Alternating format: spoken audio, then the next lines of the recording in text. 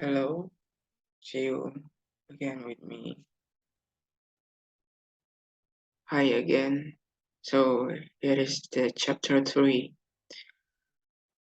They were indeed a queer looking party that assembled on the bank, the birds with regular feathers, the animals with their fur clinging close to them, and all dripping wet, gross, and uncomfortable. The first question, of course, was how to get dry again. They had a consultation about this, and after a few minutes, it seemed quite normal to Alice to find herself talking familiarly with them, as if she had known them all her life. Indeed, she had quite a long argument with the lorry, who at last turned sulky and would only say, "I am older than you and must know better." And this Alice would not allow, without knowing how old it was, and as the lorry positively refused to tell its age, there was no more to be said. At last, the mouse, who seemed to be a person of some authority among them, called out, "Sit down, all of you, and listen to me.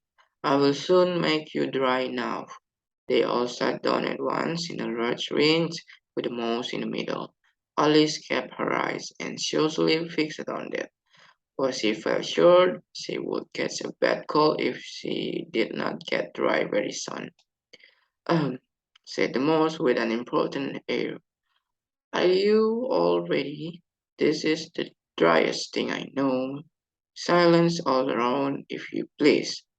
William the Conqueror, whose cause was revoked by the Pope, wasn't submitted to by the English, who wanted leaders and had been of late much accustomed to usurpation and conquest.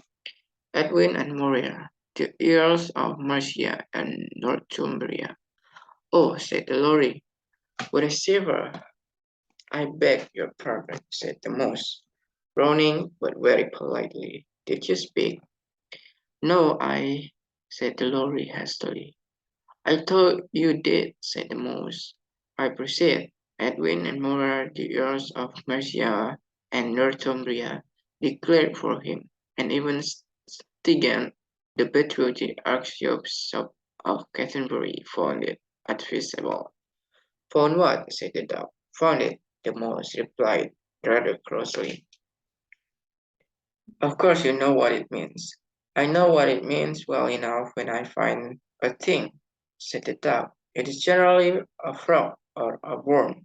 The question is, what did the Archbishop find?" The mouse did not notice this question, but hurriedly went on. "Found it advisable to go with Edgar, telling to meet William and offer him the crown. William's conduct at first was moderate, but the insolence of his Normans. What are you getting now, my dear?" it continued, turning to Alice as it spoke. "As wet as ever," said Alice in a melancholy tone. "It doesn't seem to dry at me at all." "In that case," said the dodo, solemnly rising to its feet, "I move that the meeting adjourn for the immediate adoption of more energetic remedies." "Speak English," said the eaglet. "I don't know the meaning of all those long words, and what's more, I don't believe you do either." And the eaglet bent down its head to hide a smile. Some of the other birds tittered audibly. "What I was going to say," said the dodo in an offended tone, "was that the best thing to get us dry would be a caucus race." "What is caucus race?" said Alice. Not that she much wanted to know, but the dodo had paused as if it thought that somebody ought to speak, and no one else seemed inclined to say anything. "Why," said the dodo, "the best way to explain it is to do it. And as you might like to try the thing yourself some winter day, I will tell you how the dodo managed it. First, it marked out a race course in a sort of circle. The exact shape doesn't matter, it said. And then all the party were placed along the coast here and there. There was no one, two, three, or and wait, but they began running when they liked and left off when they liked, so that it was not easy to know when the race was over. However, when they had been running half an hour or so and were quite dry again, the dodo suddenly called out, "The race is over." And they all crowded round it, painting and asking, "But who has won?" This question the dodo could not answer without a great deal of thought, and it sat for a long time with one finger pressed upon its forehead, the position in which he usually Shakespeare in the picture of him. While the rest waited in silence, at last Dodo said, "Everybody has won, and all must have prizes. But who is to give the prizes?" quite coarse of voice asked.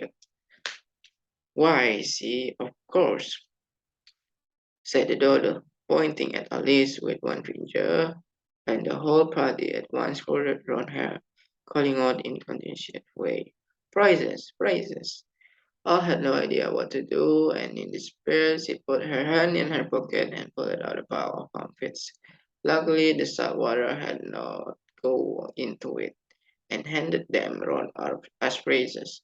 There was exactly one of pieces all around. "But she must have a prize herself, you know," said the mouse. "Of course," the dodo replied, very gravely. "What else have you got in your pocket?" he went on, turning to Alice. "Only a thimble," said Alice sadly. "Hand it over here," said the dodo. Then they all crowded round her once more, while the dodo solemnly presented the thimble, saying, "We beg your acceptance of this elegant thimble." And when it had finished this short speech, they all cheered. Alice thought that whole thing very absurd, but they all looked so grave that she did not dare to laugh. And as she could not think of anything to say, she simply spoke and took the thimble, looking as solemn as she could. The next thing was to eat the comfits. This caused some noise and confusion as the large birds complained that they couldn't taste theirs, and the small ones choked and had to be patted on the back. However, it was over at last, and they sat down again in a ring and begged the mouse to tell them something more.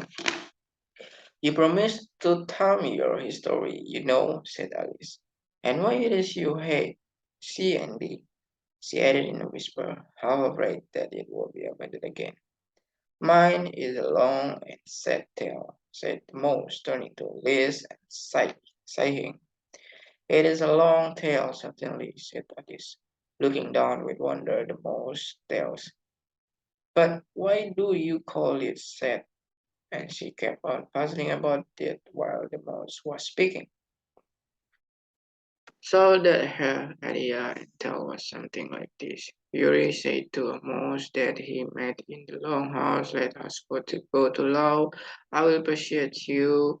Come, I will take no denial. We must have a trial, for really this morning I have nothing to do," said the. Then can I read that text again?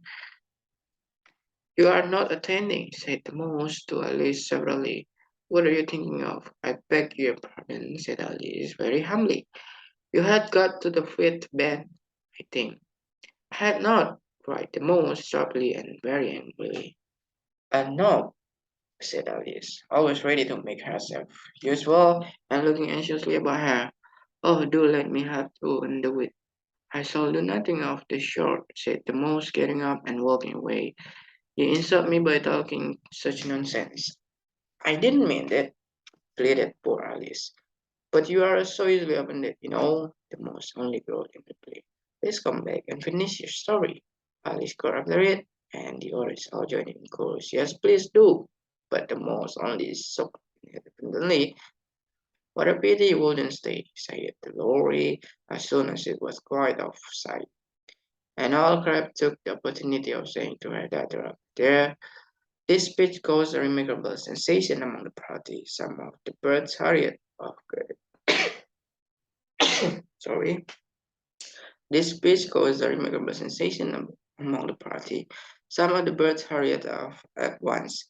One of them began warping itself up very carefully, remarking, I really must be getting home. The night air doesn't set my throat. And a canary called out in a trembling voice to its children. Come away, my dears. It is time you were all in bed. When Paris protects, they all moved off, and Alice was soon left alone. I wish I hadn't mentioned Dina, she said to herself in a melancholy tone. Nobody seems to like her down here. I'm sure she is the best cat in the world. Oh, my dear Dina, I wonder if I shall ever see you anymore.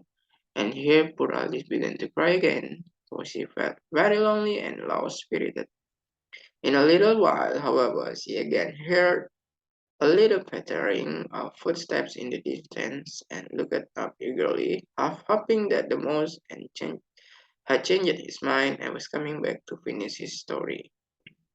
So that's all for the chapter 3. The next video will be chapter 4. So thank you for watching me.